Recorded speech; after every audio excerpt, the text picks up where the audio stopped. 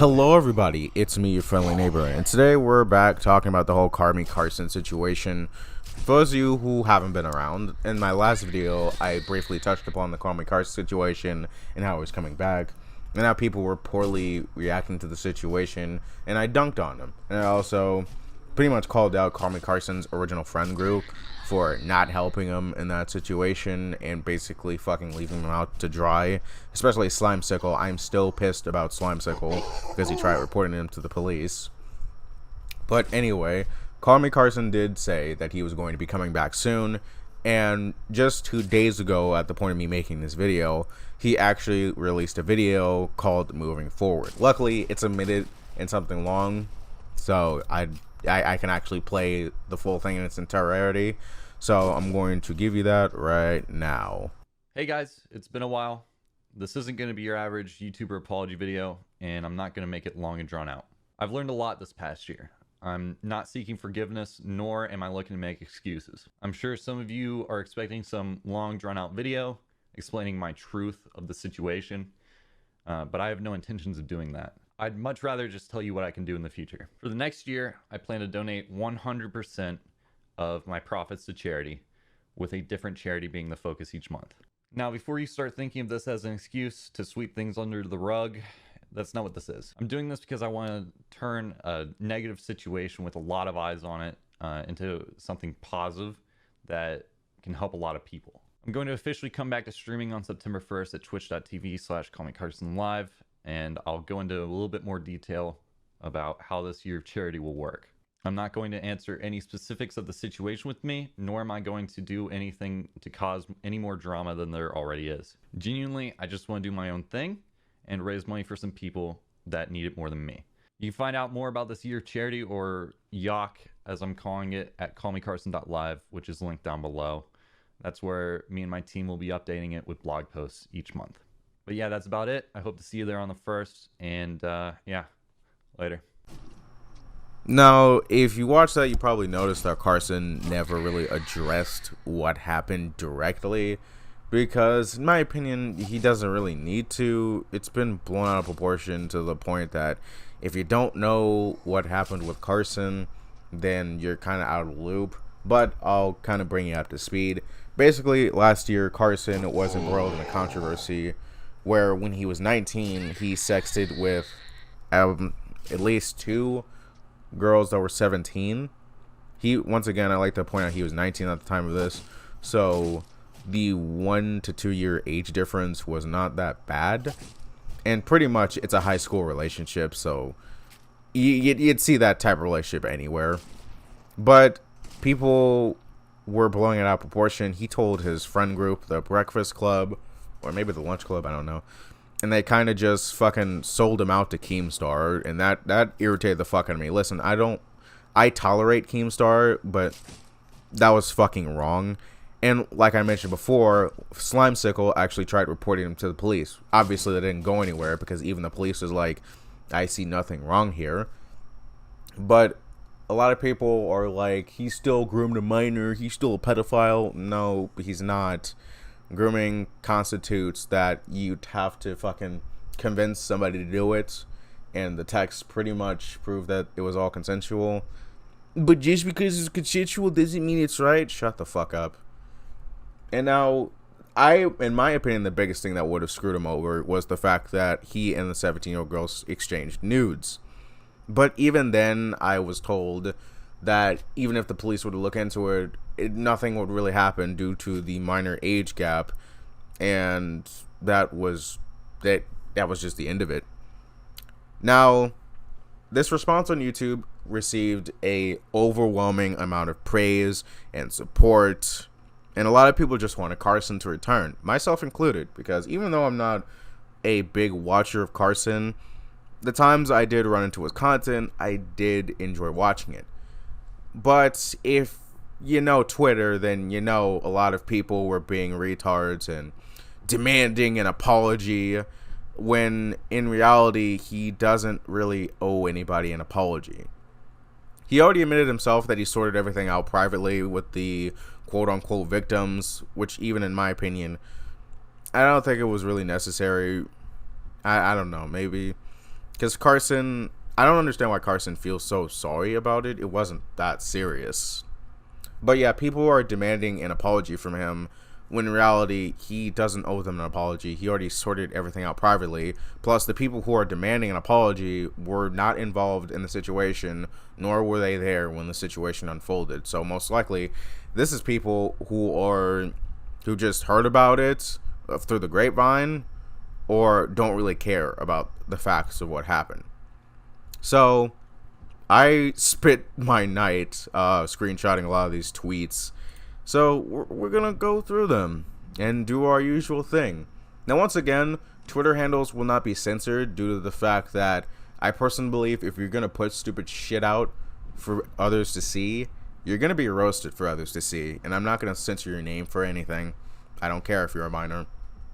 But this also means do not go out and harass these individuals. I'm not advocating for that. I just want to shame them. Penny, FNAF Theories in Bio says, charity is cool. Pedophilia isn't. Okay, congrats on donating to charity. Now apologize, you literal sack of shit. Like I mentioned before, he doesn't owe you people an apology. You were not involved, Josh. Trigger warning, CallMeCarson, leave the internet, you piece of shit. And after this, Lance actually went fucking private, because if you're going to say stupid shit, then people are going to come after you. Lollipop says, go the fuck away, why are you back? Ray Mao says, not even an apology or admitting what you did, just gonna sweep it under the rug in position of donating to charity? Oh wait, and almost everybody is on board with it? Yep, fuck y'all. Listen, Ray, like I mentioned before, people don't deserve Carson's apology. Also, he's not sweeping anything under the rug. There's no use in him addressing it since it's already out there. You can easily look it up in a simple Google search, or even look up videos on it on YouTube. So, no point. Literally nobody wanted this motherfucker to come back. Well, the over 1 million views and the 300,000 likes on the video begs to differ, noise. Hens hashtag Connor Week says, these quote tweets are gross for the majority. It wasn't cancel culture, it was him being a shit person, in possession of CP, and manipulating his fan base, lying to all his friends. Don't let him continue to have an online presence, please. I'd like to not let you have a continued online presence, please, Hens. And it actually was cancel culture, because when you really look at it, like I mentioned before, the situation was not that bad. But people kept blowing it out of proportion. Then Keemstar got involved and it got worse. And his friends just basically abandoned him over what was high school flings. That's it. And as for manipulating his fan base, do you have proof of this? Or are you just going to talk out of the side of your ass?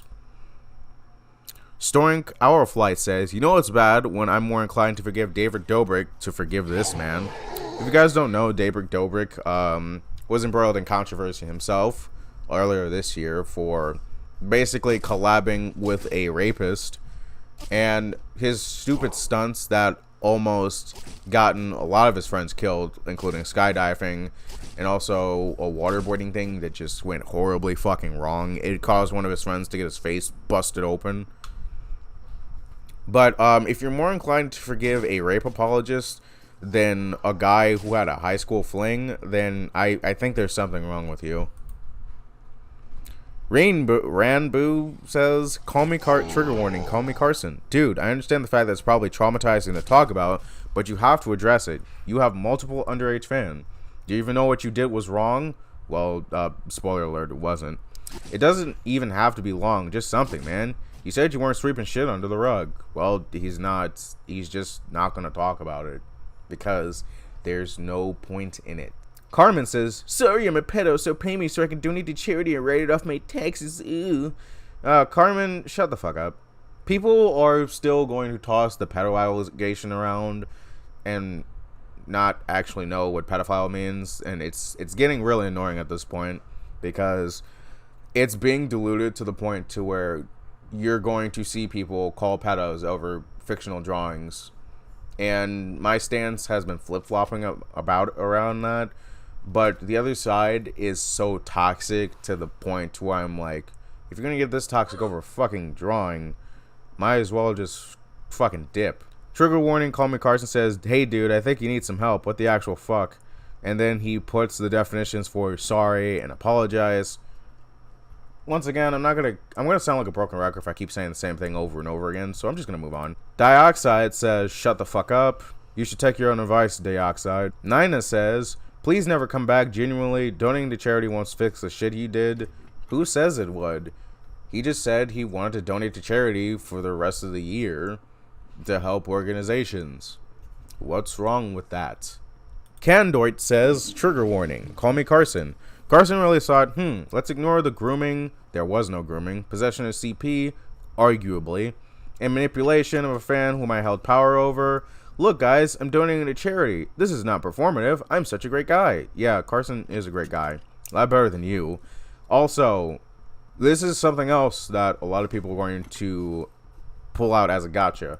The whole power dynamic thing. It's such a tired argument. I'm getting so sick and tired of hearing that argument every fucking time something like this happens. I love you, Sheezy says the pedo is back. Dude, you have error in your profile picture with a fucking durag on. The hell's wrong with you? Trigger warning, CallMeCarson. You're fucking disgusting. Why are you still on the internet? Now, of course, it's a fucking K-pop stan. Asher says, I have something very special for you. It's called the middle finger and a front door. Now fuck off and leave. You aren't welcome here anymore. How about you take your own advice, Asher? I have a middle finger and a front door for you. Get out. Paige says, trigger warning, call me. It's actually it's actually funny looking at all these people put trigger warning on CallMeCarson. And of fucking course it's a dream stan. Fuck you. Nobody wants to move forward. You're a horrible person. Get off the internet and don't come back. You know, this sounds like a 12-year-old wrote this. Now this one, I actually got into it with somebody. Rowan says, not even a fucking sorry, no apology, no proof or promise to attempt that you change. Just promote your Twitch account. I hope you rot. Well, yeah, he has to promote his Twitch account. If he's gonna get donations and donate to charity, I think that would be fucking important. So I actually jumped in and said, so what was him being offline for almost a year, him doing? He responded, dude, did you seriously go through the quote retweets just to defend him? Please do something with your life. Now I responded, hey, as a YouTuber whose content is partially commentary, this is content. Understand the hustle. He responded saying, I don't understand your hustle and hope your 30 viewers enjoy my tweets though. /S, I don't know what the fuck that means. And then soon after we had this and literally right after we had this conversation, he fucking went private. Something, man. You smell something? I definitely smell something in my hair. I smell pussy. Now, I've saved this for last because this actually is something big. I actually talked to Nicholas Diorio. He's another big YouTuber.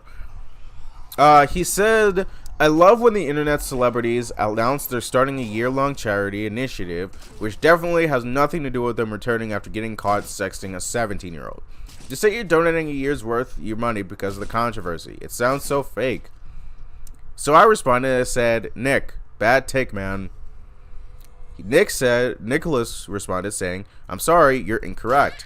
I responded by saying, no, Nick, he already sorted things out behind the scenes, so he has no reason to make a public apology. And it doesn't matter, and it doesn't take half a brain cell to know why he took a break from the internet. He deserves a chance, and honestly, even an apology for how people mishandled this. Like I mentioned before, people mishandled this so awfully that it's ridiculous. But anyway, that's honestly my thoughts on the whole thing. Jesus Christ, this video is going to be long and a bit tedious to edit. But if you enjoyed the video, please leave a like, comment down below what your favorite part of the video is. Let me know what your guys' opinion on the whole CallMeCarson situation. I think I've made my stance pretty clear. I think people have blown this out of proportion and he really doesn't deserve all the hate he's getting. So anyway, I will see you guys in the next one. See ya.